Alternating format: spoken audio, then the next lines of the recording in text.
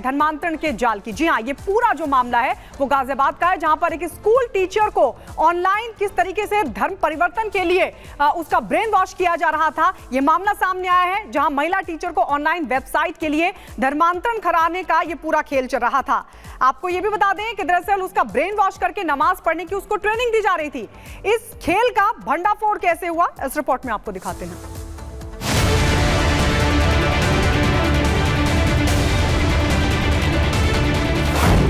मोहब्बत और जंग में सब कुछ जायज है, ये तो आपने सुना होगा, लेकिन मोहब्बत के नकाब में साजिश भला किसे मंजूर होगी, वो भी धर्मांतरण की साजिश। और ऐसा हुआ है गाजियाबाद में। फिल्मी स्टाइल में स्कूल टीचर को फैजल नाम के युवक ने मोहब्बत के मोहजाल में फंसा लिया और फिर ब्रेन वॉश करके धर्मांतरण के खेल को अंजाम दिया। एक हिंदू महिला है जो शादीशुदा है और टीचर है, अपने पति से उसका थोड़ा मनमुटाव है। उसको एक एचआर है इसमें फैजल नाम का व्यक्ति, वो उसके महिला से पढ़ाई के दौरान ही बताते कुछ संबंध थे, फिर बाद में उससे मिल जाती है। तो एक तरह से वो पूरा इसको अपने धर्म में ले लेता है और जो कहते हैं हिंदू धर्म के जो और मान्यताएं है उसको छोड़ देती है, पूरी तरह से मुस्लिम धर्म की मान्यताओं को स्वीकार कर लेती है, नमाज पढ़ती है। तो कुल मिला के पूरी तरह से उसको अपने धर्म की गिरफ्त में लेकर उसका धर्म परिवर्तन करा देता है। 24 साल बाद धर्मांतरण के इस खेल का खुलासा हुआ है। आरोपी के मोबाइल फोन से कई लिंक मिले हैं। ऑनलाइन वेबसाइट के जरिए ये धर्मांतरण किया जा रहा था और ब्रेन वॉश करके नमाज पढ़ने की बाकायदा ट्रेनिंग दी जा रही थी। आरोपी के फोन से पुलिस ने चैट्स भी रिकवर की हैं। डिजिटल एविडेंस मिलने के बाद पुलिस ने आरोपी को गिरफ्तार कर लिया है। पति यहाँ पे एक अभियोग दर्ज कराती है और सारे उसमें साक्ष्य जब मिलते हैं, उसके चैट्स वगैरह देखे जाते हैं, तो उसमें बड़ा गंभीर पाया जाता है कि किस तरह से उसने उसका माइंड वॉश करके पूरा उसका धर्म परिवर्तन कर दिया है। इस आधार पे उत्तर प्रदेश विधि विरुद्ध धर्म परिवर्तन प्रतिषेध अधिनियम जो है उसके तहत अभियोग दर्ज किया गया और आरोपी फैजल खान को गिरफ्तार करते हुए वैधानिक कार्रवाई की जा रही है। मोहब्बत की आड़ में धर्मांतरण के खेल से पुलिस के कान खड़े हो गए हैं और अब पुलिस आरोपी से पूछताछ कर रही है। धर्मांतरण के तार कहां तक जुड़े हैं, अब पुलिस उसी जड़ को खंगालने में जुटी है। Bureau report, Republic Bharat. और अब एक बड़ा सवाल, नक्सल का क्या द एंड होने वाला है? क्या छत्तीसगढ़ में नक्सलियों और उग्रवादियों के खिलाफ, उनके सफाई के खिलाफ एक बड़े एक्शन की तैयारी है? ये इसलिए कह रहे हैं क्योंकि बाकायदा गृहमंत्री अमित शाह की तरफ से रायपुर की धरती से एक बड़ा ऐलान किया गया। वो ऐलान क्या है, इस रिपोर्ट में आपको दिखाते हैं।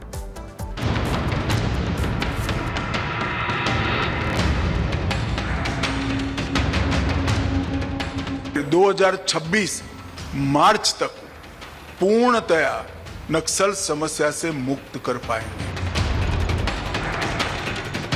गृह मंत्री अमित शाह का यह बयान नक्सलियों के खिलाफ जंग का ऐलान है। नक्सल और उग्रवाद के खात्मे का आखिरी काउंटडाउन भी शुरू हो चुका है। मोदी के योद्धा ने यह साफ कर दिया कि आतंकियों के सफाए के बाद अब बारी है नक्सलवाद और उग्रवाद की। जिस तरह से जम्मू कश्मीर से आतंकियों का सफाया हो रहा है, उसी तर्ज पर अब छत्तीसगढ़ से नक्सलियों का नामो निशान मिट जाएगा। और मैं मानता हूं मित्रों कि अब समय आ गया है कि वामपंथी उग्रवाद की समस्या पर एक मजबूत रणनीति के साथ, रूथलेस रणनीति के साथ अंतिम प्रहार किया जाए। पिछले कुछ महीनों में नक्सलियों के 14 टॉप कमांडर ढेर हो चुके हैं। इसके अलावा अलग अलग मुठभेड़ों में सुरक्षा बलों ने 142 नक्सलियों को मार गिराया। ये आंकड़े बताने के लिए काफी है कि हमारे जवान शांति और विकास के विरोध में उठते आतंक की आवाज को कैसे करारा जवाब दे रहे हैं। आतंकियों से लेकर नक्सलियों का सफाया करने में जुटे हैं। मृत्यु की संख्या 100 से नीचे गई। 2014 से 24 तक सबसे कम वामपंथी उग्रवादियों द्वारा की गई घटनाएं दर्ज की गई। टॉप 14 नक्सली लीडर्स को न्यूट्रलाइज किया गया है। नक्सलवाद और उग्रवाद को गृहमंत्री अमित शाह ने छत्तीसगढ़ के विकास के लिए एक बड़ी बाधा बताया, तो वहीं नक्सलियों के सफाये के लिए शाह ने एक प्लान का भी ऐलान कर दिया। तारीख भी अमित शाह ने बता दी कि 2026 तक छत्तीसगढ़ नक्सलवाद से मुक्त हो जाएगा। शाह का यह बयान ऐसे वक्त में आया है जब देश के कई राज्यों से नक्सलियों का सफाया हो चुका है। सुरक्षा बलों की मृत्यु में 73% की कमी और नागरिकों की मृत्यु में 69% की कमी आई है। मुझे विश्वास है कि ये हमारी लड़ाई अंतिम चरण में पहुंची है और हम देश को 2026 मार्च तक पूर्णतया नक्सल समस्या से मुक्त कर पाएंगे। नक्सलवाद और उग्रवाद छत्तीसगढ़ के विकास में हमेशा से ही परेशानी का सबब रहे हैं। सरकारें बदलती रही लेकिन छत्तीसगढ़ में हालात नहीं बदले। लेकिन जब से केंद्र में बीजेपी की वापसी हुई, मोदी की सरकार बनी और छत्तीसगढ़ में भी बीजेपी की साय सरकार आने के बाद लगातार देश विरोधी गतिविधियों में शामिल लोगों पर एक्शन हो रहा है। छत्तीसगढ़ में एक बार फिर से विकास की राह पर लौटने के लिए हर वो मुमकिन इंतजाम किया जा रहा है जो जनता के भले के लिए हो। जब से केंद्र में नरेंद्र मोदी जी के नेतृत्व में भारतीय जनता पार्टी की सरकार बनी, इस समस्या को चैलेंज के रूप में स्वीकार किया गया। व्यक्तिगत विकास, गांव का विकास और क्षेत्र के विकास, ये तीन लिंब में ये पूरे क्षेत्र को विकास की दिशा में पूरे देश के अनुरूप एक स्तर पर लाना और दोनों क्षेत्रों में, दोनों परिस्थितियों में बहुत अच्छा डेवलपमेंट हुआ है। केंद्र में नरेंद्र मोदी की सरकार बनने के बाद से छत्तीसगढ़ में लगातार शांति की कोशिशें तेज हो रही हैं। 2014 से अब तक नक्सल प्रभावित इलाकों में 273 नए सिक्योरिटी कैंप बनाए गए हैं। पिछले एक साल में गृह मंत्रालय की एयर विंग को मजबूत किया गया है। सुरक्षा में तैनात जवानों को हेलीकॉप्टर मुहैया करवाए गए हैं। पिछले एक वर्ष में MHA की एयर विंग को भी मजबूत किया गया।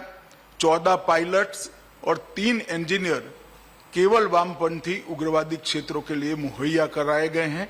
हेलीकॉप्टर की संख्या अलग है। फोर्सेस जहां अभियान चलाकर नक्सलियों और उग्रवादियों का सफाया कर रही है, तो वहीं केंद्र की मोदी सरकार छत्तीसगढ़ में शांति और विकास के लिए प्रतिबद्ध है। Bureau report, Republic Bharat.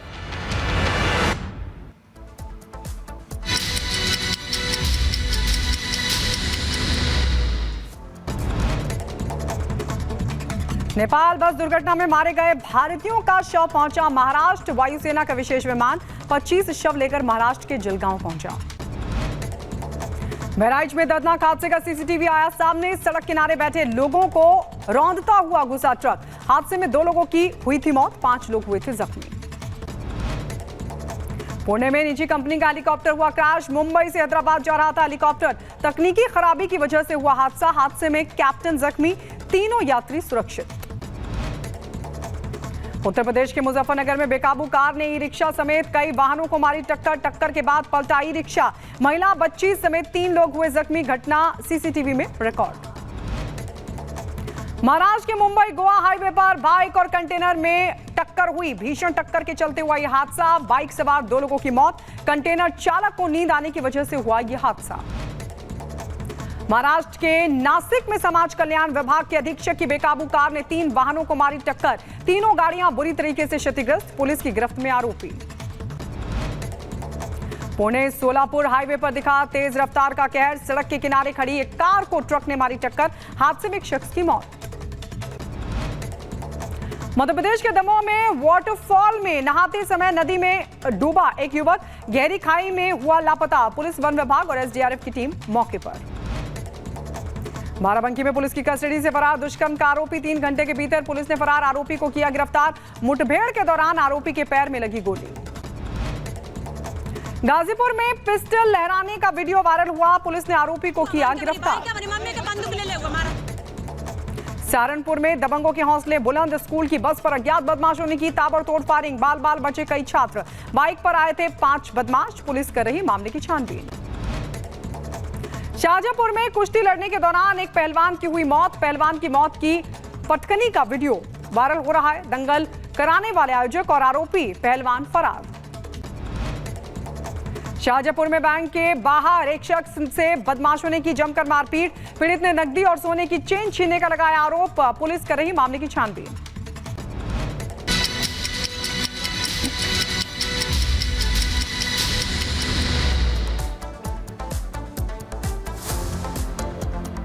और अब बात करेंगे अफ्रीकी देश बोत्सवाना की, जहां पर दुनिया का सबसे बड़ा हीरा खोजा गया है। दुनिया के सबसे बड़े हीरे की खासियत क्या है, इस रिपोर्ट में आपको दिखाते हैं। अफ्रीकी देश बोत्सवाना में दुनिया का दूसरा सबसे बड़ा हीरा खोजा गया है। यह हीरा 2492 कैरेट का है। इस हीरे को एक कनाडियाई खनन कंपनी ने बोत्सवाना के खदान से निकाला है। लुकारा डायमंड कॉर्प ने एक बयान में कहा कि यह हीरा उत्तर पूर्वी बोत्सवाना के कार्बे डायमंड माइन में एक्सरे तकनीक का उपयोग करके खोजा गया था। कैरेट के मामले में यह हीरा 1905 में दक्षिण अफ्रीका में खोजे गए 3016 कैरेट के कलिनन डायमंड के बाद दूसरे स्थान पर है। ऐसे में बोत्सवाना में मिला हीरा दुनिया के सबसे बड़े हीरे से सिर्फ 524 कैरेट छोटा है। कंपनी से जारी की गई तस्वीरों में दिखाया गया है कि हीरा हाथ की हथेली जितना बड़ा है। बोत्सवाना के राष्ट्रपति मोगवेत्सी मसीसी को इस विशाल हीरे को दिखाया गया। बोत्सवाना दुनिया के सबसे बड़े हीरों के उत्पादकों में से एक है। हीरा और दूसरे खनिजों का उत्पादन इस देश की आय का मुख्य स्रोत है।